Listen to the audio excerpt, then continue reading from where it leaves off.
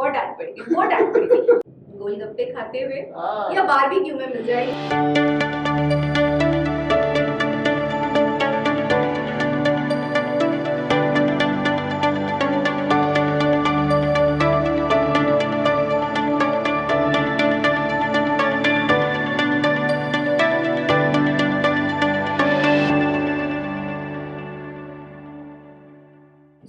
थोड़ा करीब से जो हमारे फेवरेट एजुकेटर्स को हम जानने की कोशिश कर रहे हैं, उसमें आज हमारे साथ है बॉटनी पढ़ाने वाली ऋचा मैम, जिनके बहुत ही स्टूडेंट फैन है। बड़ी स्वीट सी मैम है, लेकिन जो स्वीट स्वीट मैम है, क्या वो बचपन में शरारती थी, वो आज पता चलेगा।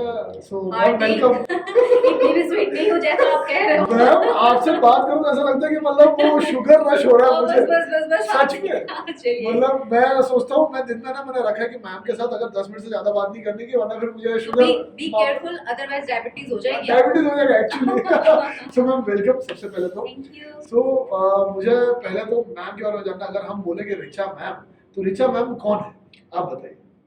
ऋचा मैम एक बिहार की रहने वाली बहुत ही साधारण सी लड़की है, जो पहले पढ़ती थी और अब पढ़ाती है।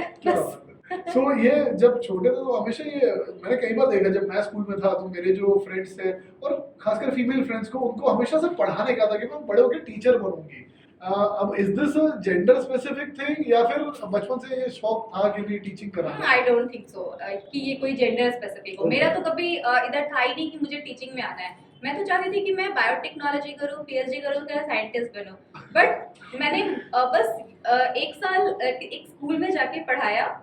बट उस साल जब रिजल्ट आए और वहां से जो सेटिस्फैक्शन मुझे मिला, उसके बाद मेरा पूरा कंसंट्रेशन हुआ कि बस मुझे अब यही करना है और मैं यही ग्रो करूंगी और बच्चों को बहुत ऊपर तक, बहुत एक सेटिस्फैक्शन आता है हार्दिक, जब आपको पता चलता है कि आपने मेहनत किया और वो दिख रहा है। बच्चे प्लेस हो रहे हैं मेडिकल कॉलेज में और फिर कहते हैं मैम मैं डॉक्टर बनने जा रहा हूँ, तब अंदर से खुशी होती है, फिर लगता है कि नहीं अब तो बस यही करना है। तो मैम कई बार ऐसा कहते हैं कि teaching is a thankless job, कि हम इतना हजारों को पढ़ाते हैं और मतलब कहीं ना कहीं हमारी कदर नहीं होती, लेकिन आपने बड़ी खूबसूरत बात कही कि मेरे को उधर से मोटिवेशन मिलता है। एग्जैक्टली। मैं आपको बता दूं, मेरे इस 8 साल के करियर में मैं बहुत प्राउडली कह सकती हूँ कि मेरे, अगर मैं कहूँ कि इंडिया के किसी भी मेडिकल कॉलेज का आप नाम ले लो तो मैं बता दूंगी कि वहाँ एक मेरा बच्चा है। क्या बात कर रहे हो? तो जब कभी वो बच्चे मुझे फोन करते हैं और वो बताते हैं कि हेलो मैम मैं यहाँ मैथ्स कॉलेज में हूँ, मेरा फर्स्ट ईयर चल रहा है या मेरा सेकेंड ईयर में, मेरा थर्ड ईयर, तो मुझे बहुत खुशी होती है कि अरे वाह चलो तुम वहाँ पहुँच गए, चलो बढ़िया। क्या बात। तो मैं चाहती हूँ कि एक टाइम आए कि मतलब मैं खुल के कह सकूं कि वो बच्चे मेरे हैं, वो बच्चे मेरे हैं, वो न्यूरोलॉजिस्ट वो मेरा स्टूडेंट है, वो कार्डियोलॉजिस्ट वो मेरा स्टूडेंट है। मैं आपको फीस की तो चिंता करनी नहीं पड़ेगी। अरे नहीं मेरी यही फी है। देखिए नहीं डॉक्टर के पास जाने की फी। बिल्कुल मैं तो बिल्कुल रिलैक्स हूँ कि मेरे बच्चे हैं ऐसे। आपके सारे एक स्ट्रीम में होगा, वही है तकलीफ है, तो इसका मेरा स्टूडेंट है, तकलीफ का स्टूडेंट है। सो मैम आपकी बात करूं तो जब आप स्टूडेंट थे वो लाइफ कैसी थी, जरा वो भी बताइए। कैसे मस्तीखोर थे, बदमाश थे, सीधे साधे थे, कैसे थे? मेरी स्टूडेंट लाइफ की बात अगर करोगे तो मैं थोड़ी सी नॉटी टाइप थी। क्या आपको कहीं भी नहीं लगता? लेकिन मैं बता रहा हूँ कि जरा सा भी अगर मैं किसी से पूछ लूँ ना यहाँ पे, क्या लगता है कि ऋचा मैम कभी थोड़ी शरारती रही होंगी? I don't think so. तो बताइए थोड़ी शरारतों के बारे में बताइए, बच्चों को भी मोटिवेशन मिलेगा कि मैडम बॉटी में तो इतना डांटती है हमको, लेकिन तुम देखो यहाँ। बताइए एक तो बताइए। मैंने बहुत ही शरारत की, मुझे आज भी याद है जब फ्रॉग आया था हमारे कॉलेज में डिसेक्शन के लिए। फ्रॉग्स 10 to 20 फ्रॉग्स थे। हमारे टीचर उन्होंने एक कैरी बैग में से उसे बांध कर रखा था और उन्होंने मुझे बोला, उन्होंने एक ड्रम रखा मेरे सामने, उन्होंने बोला कि तुम ये कवर पकड़े रहना, मैं फ्रॉग डालूंगी, क्लोरोफॉर्म डालूंगा, तुम तुरंत ढक्कन को बंद कर देना। मैंने बोला ओके। मैं यूं लिड पकड़ के खड़ी थी और उन्होंने फ्रॉग निकाला और बस पुट किया और फ्रॉग को जंप करते देख मैं इतनी डर गई कि मैं लिड खोल के भाग गई क्लास में से? हाँ, और सारे फ्रॉग निकल के भाग गए। फिर तो ऐसा था कि मुझे तो जो टीचर, ये क्या तुमने कर दिया, अब तो तुम्हें इसकी जो है फाइन भरनी होगी, ऐसा करना होगा, वैसा करना होगा। मैं बस सॉरी। बस ये आपकी स्वीटनेस अब वहाँ पे काम आई होगी, I am very sure about that. May be. But फिर ओके अब तो भाग ही गया बेटा, अब मैं क्या करूं? अब आप बोलो तो मैं फ्रॉक की तरफ, उन्होंने मुझे दौड़ाया भी, चलो जाओ पकड़ के लो, बट मैं और फ्रॉक पकड़ूं बहुत, मुझे आज भी याद है, मुझे बहुत डांट पड़ी थी, बहुत डांट पड़ी थी, और पूरे 1 महीने डांट पड़ी थी, एक दिन नहीं 1 महीने डांट पड़ी थी। क्योंकि मैं जब भी लैब 20-25 में मिनट जाती भाग गया आपके चक्कर में। थी मैं जब भी लैब में जाती थी तो मुझे यही देखने को मिलता, किसने भगाया था? So स्टूडेंट कैसे थे आप? मतलब काफी ब्राइट की मतलब एवरेज कैसा लगता है आपको? मैं बिल्कुल एवरेज स्टूडेंट थी।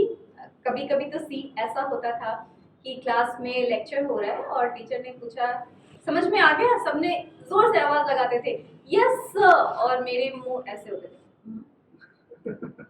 हाँ, वो समझ जाते थे कि वो कुछ भी पल्ले नहीं पड़ा। तो ये पढ़ाई आपने कहाँ करी है अपनी सारी? मैंने अपनी सारी पढ़ाई पटना से ही एक गवर्नमेंट स्कूल से किया है। वाह। सो अगर आपके फेवरेट, अभी आप काफी के फेवरेट एजुकेटर हो, लेकिन अगर आपके फेवरेट एजुकेटर के बारे में बात करें तो कुछ बताना चाहेंगे? हाँ, मेरे 2 फेवरेट एजुकेटर थे। एक कृष्ण मोहन सिंह थे जो हमें केमिस्ट्री पढ़ाते थे, और एक उदय सिंह प्रधान थे जो हमें बायोलॉजी पढ़ाते थे। मैं इन दोनों को बहुत रिगार्ड देती हूँ, मैं ग्रेटफुल हूँ इन दोनों की। क्या बात। वो गुरु का नाम लेते हैं ना, जैसे कि मैं आप तो बहुत ज्यादा ऐसा कान पकड़ा करते हैं, गुरु का नाम लेते हैं मैं पकड़ ली हमेशा। तो आपके जो फेवरेट एजुकेटर्स थे, तो उसमें जब आप एजुकेटर बने तो थोड़ा थोड़ा वो आपने भी सोचा होगा कि भाई कुछ मुझे इनके जैसा ही बनना है, या मेरे को ऐसा एग्जाम्पल सेट करना है। तो एज ए रिजल्ट आप कई लोगों की फेवरेट हैं, तो आपको क्या लगता है कि व्हाट इज द रीजन कि इतने सारे स्टूडेंट की आप फेवरेट है, क्यों है आप फेवरेट? ये तो बच्चे बता सकते हैं, बच्चों का नहीं क्या नहीं नहीं, है। आपको पता होगा, मैं जानता हूँ ना, आपको आपको पता होगा। मुझे वाकई ऑनेस्टली मैं बताऊँ तो मुझे नहीं पता है, बट हाँ ये जरूर है कि मैं बच्चों को जब भी क्लास में जाती हूँ तो मैं वहाँ के माहौल को बिल्कुल लाइट रखती हूँ। मैं ऐसा बिल्कुल नहीं कोशिश करती हूँ कि बच्चे बहुत टेरर में पढ़े। हाँ। बच्चे फ्री होके पढ़े, किसी तरह से टेरर में नहीं आए। अच्छा। कोशिश इतनी रहती क्या है। बात है। और उस टाइम के एजुकेशन की बात करें, जब आप बच्चे थे और आप आज जब बच्चों को आप पढ़ा रहे हैं, क्या फर्क लगता है? ज्यादा प्रोग्रेसिव हो गया है कि थोड़ा कहीं ना कहीं वो जमाना बेटर था? क्या लगता है दोनों में से? मैं 2 बातें कहूँगी। एक तो हमारे टाइम में गूगल और ये सारी चीजें Google मतलब नहीं था। इजीली अवेलेबल नहीं था। एनसाइक्लोपीडिया देखनी पड़ती थी जाके। हाँ, तो हम लोग लाइब्रेरी में टाइम बिताते थे, हाँ, मल्टीपल बुक्स पढ़ते थे, हाँ, समय देते थे। तो एक ये बात हुई, इसे मैं प्लस पॉइंट भी कह सकती हूँ, और इसे मैं कह सकती हूँ कि ये उस टाइम का ड्रॉबैक रहा होगा कि हमें इतनी मेहनत करनी होती थी। और आज क्या है कि बच्चों के पास रिसोर्सेज बहुत ज़्यादा है।